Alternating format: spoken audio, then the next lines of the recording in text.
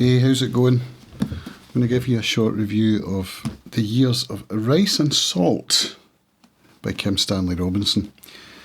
This is a difficult book to review, and I know that because I tried to review it earlier in the year and couldn't do it, so I read it again.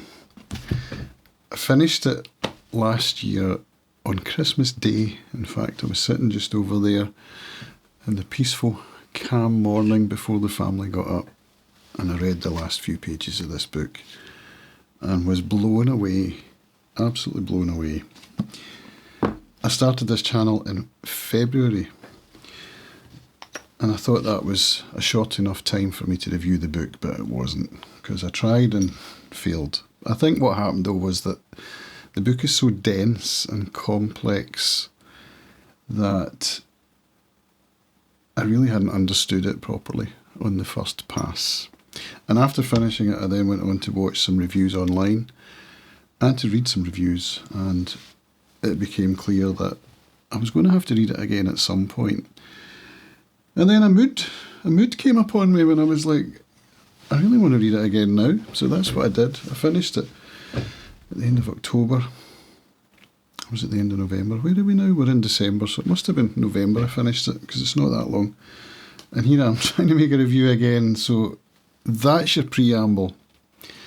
So here we go. I'm going to start by reading the blurb, so you get a feel for it as the publisher has provided. Right, so starting off with the subtitle, I guess, which says, "Imagine a world without Europe." What? So it's an alternate history, speculative fiction, sci-fi maybe. I'm going to go with speculative fiction, alternate history. And here's the blurb. A vanguard of the Mongol horde rides west across the steppes into an eerily silent world. People lie dead in villages and in the streets of towns. The Black Death has struck Europe. There are virtually no survivors. Into this empty land pour merchants, warlords and refugees, and from that day forward history is shaped by the East instead of the West. Japanese ships cross the Pacific Ocean and Chinese ships across the Atlantic to colonise the New World, while a scientific revolution is begun in Samarkand. And the destinies of a cast of unforgettable characters weave a bright new pattern through 700 years of history, as it never was, but might have been. So that's from the paperback. I also have this delightful hardback edition, which my friend Ross sent to me when I saw it on his shelf in one of his booktube videos, and I was like, oh, Years of Rice and Salt, fantastic. And so he asked me if I would like this because he wanted to clear some space on his shelves. So Ross, thank you. This was the one I finished reading. I was about halfway through my second read when this arrived, and I quickly switched over to the hardback version. I enjoyed it thoroughly. So this one has a different synopsis. As bold Bardash, son of a Tibetan salt trader and a Mongol spirit woman, rides west with the army of Temur the Lame across the steppe and down onto the Magyar plain, he comes upon a town in which everyone lies dead, long dead. The plague has struck Europe harder than ever, leaving no survivors. Kali's black blanket has fallen over the lands of the West, and nothing will ever be the same again. Into this empty land pour merchants, warlords and refugees from persecution. Elsewhere in a world undisturbed by European explorers, the Chinese cross the oceans in their huge fleets. Arabs traverse deserts by camel and mule, and the Mediterranean by dhow. They fill a world without the ancestors of a Da Vinci and a Copernicus, Columbus and Machiavelli, Shakespeare and Newton, Rutherford and Einstein and Hitler. And the world becomes a different place. Explorers from Japan discover vast new continents, while in Samarkand the alchemists searching for the philosopher's stone start a different kind of scientific revolution. And the seeds of feminism and modern thought are sown by an elderly Chinese widow who has lived many, many times before. In this extraordinary, wide-ranging, poetic and powerful novel, Kim Stanley Robinson takes us on a journey through 700 years of history as it might have been. I think that's a better synopsis than the paperback. So, as it said, 700 years of history. How did they do that? Well, we follow the story of the same characters, but different characters. Because no one lives for 700 years, do they? As it said in that synopsis there, the widow lived many, many times before. So the plot device here is that the characters in each of the 10 books which comprise the novel live and die, and then in between the books we go to a place called the Bardo, where their spirits are in limbo before being reincarnated into the next story. And it goes forward chronologically in time over the 700 years. So we've got reincarnation as a plot device with the same characters but different, but the same spirits within them because they're reincarnated. And we know who's who because in each of the 10 books, the spirit belonging to the same characters has a name, or the name of the characters which house the same spirit. That's a better way of putting it. Always start with the same letter. So you heard there about Bold Bardash. In all of the books going forward, that character's name begins with the letter B. And there's also an I and a K and an S. So you get the picture. And when I first read it, I didn't quite get that because it's not explained.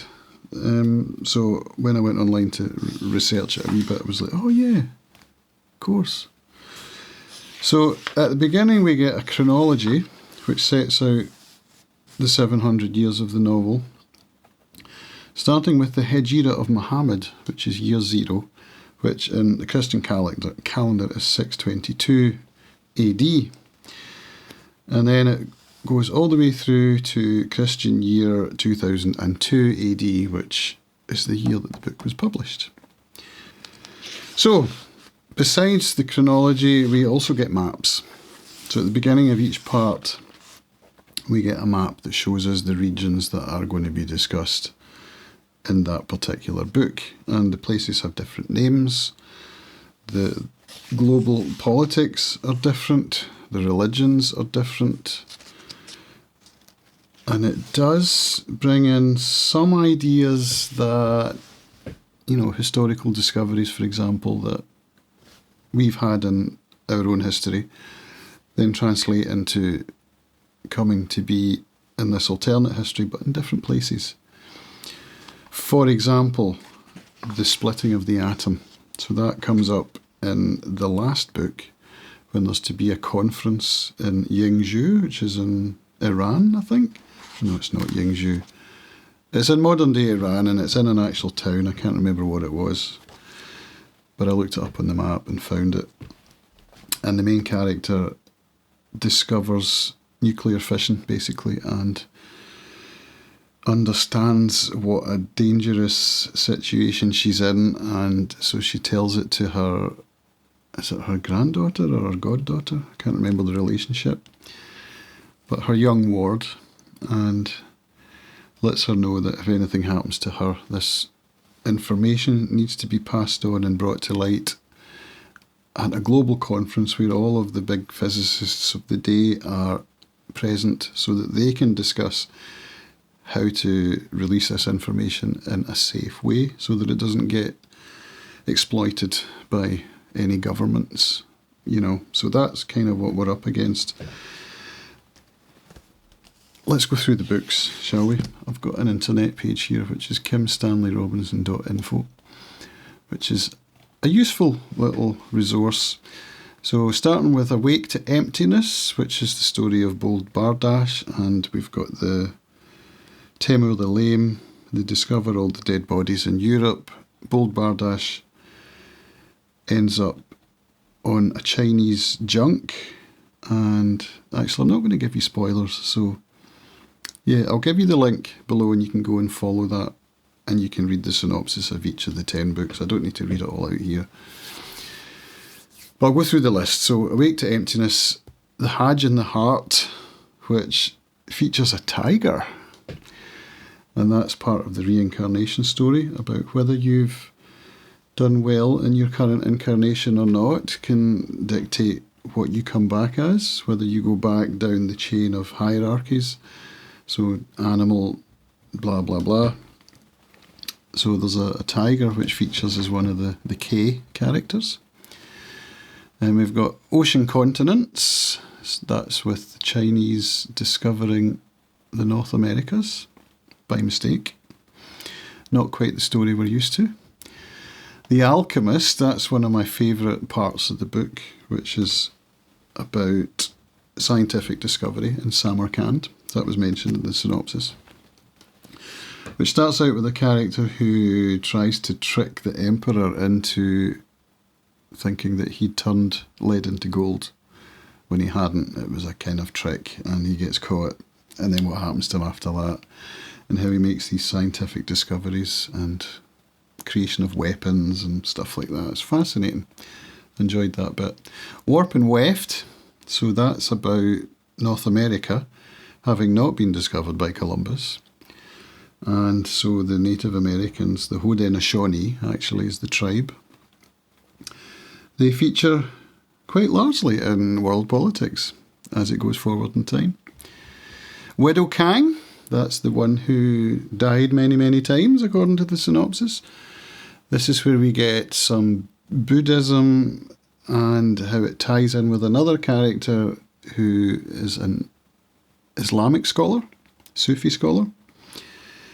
And they bring together, or they try and create a new religion, basically, unifying the good of each of these two religions into something better. So that's an interesting concept. Then we've got the Age of Progress, where India comes to the fore, which is known as Travancore. And that ties in with the Japanese Americans and with the Haudenosaunee.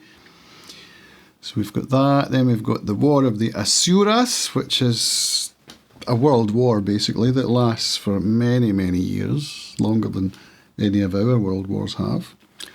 And that features some interesting reincarnation points. I think that was probably the book I enjoyed the least of all of them. Then we've got book 9, Nsara, which comes just after the Long War. And we get the scientific council that's formed. Excuse me. I think that's the one with the atomic fission and all of that. Then there's a short book at the end to finish off called The First Years. It's a long book and it's a bit of a struggle sometimes. The prose is beautiful but challenging. And trying to keep track of all of the different interconnected stories as you go, because we're covering 700 years in basically 700 pages. I think the paperback's 772 pages, the hardback's 670, something like that. So let's just go with 700 pages for 700 years. So there's a lot of time, as well as the interludes with the Bardo. So it's a 5-star read for me. I definitely wouldn't have read it again twice within the same year had it not been. And as I said, the first read, yeah, it was a bit of a struggle. So the second read was more rewarding.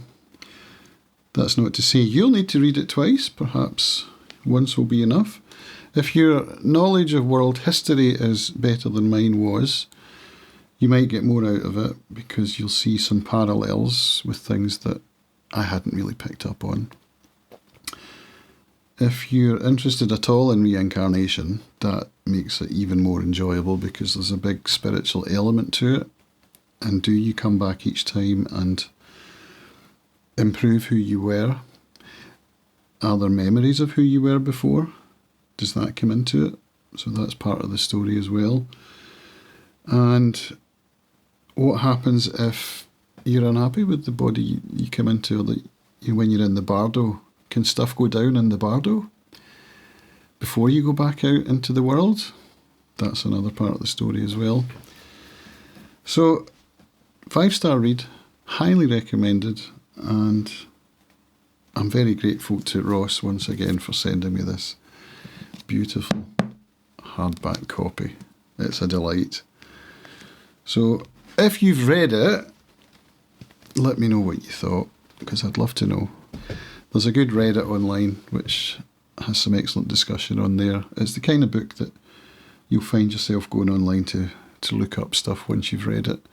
I hope I haven't given away too much. I don't think I have. There's no spoilers. So there's plenty there for you to be getting on with. I'll leave it there for now, and I'll see you again in the next video. Bye for now.